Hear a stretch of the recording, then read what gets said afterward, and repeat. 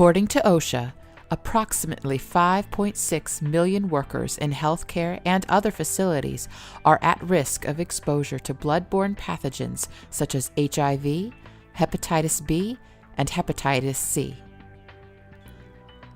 Employers are required to adhere to all OSHA standards and provide training to employees that could be exposed to bloodborne pathogens.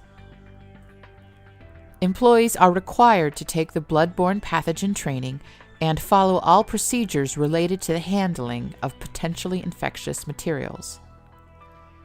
OSHA's bloodborne pathogen standard prescribes safeguards to protect workers against the health hazards from exposure to blood and other potentially infectious materials, and to reduce their risk from this exposure.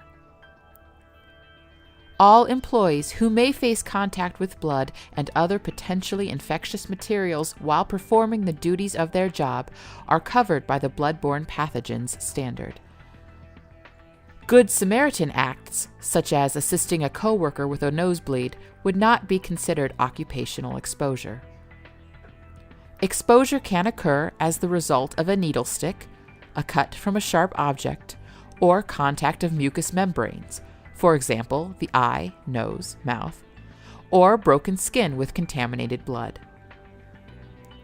Treat all human blood and body fluids as if they are infectious. Here are some examples of bloodborne pathogens that you should be familiar with. Hepatitis B is a disease that attacks the liver. The disease can be prevented by a hepatitis B vaccine. Symptoms include fatigue, stomach pain, nausea, loss of appetite, jaundice, and darkened urine, though sometimes the disease doesn't present any symptoms. Hepatitis C is also a disease that attacks the liver. However, the disease cannot be prevented by vaccine. Signs and symptoms of the disease include fatigue, weight loss, nausea, and depression. The majority of people don't have any symptoms. HIV is the virus that causes AIDS. When a person has HIV, it means that the HIV virus is in his or her body. Over 1 million people are living with HIV in the United States. When a person has AIDS, it means HIV has made it so the body cannot fight off infections. Since AIDS is an advanced form of an HIV infection, everyone who has AIDS also has HIV. Symptoms can include fever, chills, rash, night sweats, muscle aches, fatigue, and swollen lymph nodes. If you are exposed to potentially infectious materials, wash the exposed area with soap and water. Splash your nose, mouth, or skin with water. Irrigate your eyes with water or saline.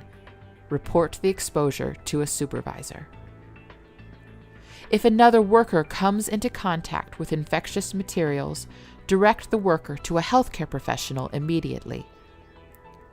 Specialized clothing or equipment worn by an employee for protection against infectious materials must be properly cleaned, laundered, repaired, and disposed of at no cost to employees. Handle contaminated laundry as little as possible and use personal protective equipment.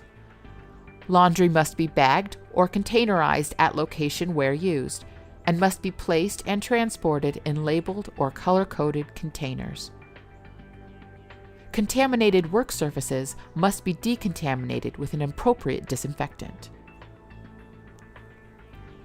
Biohazard warning labels are required on containers of regulated waste, refrigerators and freezers containing blood and other potentially infectious materials, and other containers used to store, transport, or ship blood or other potentially infectious materials.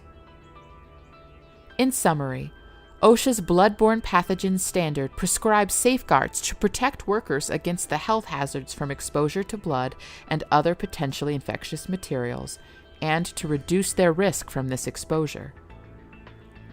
Implementation of this standard will help prevent hepatitis B cases and significantly reduce the risk of workers contracting AIDS, hepatitis C, or other bloodborne diseases. This has been a production of Federal Safety Solutions.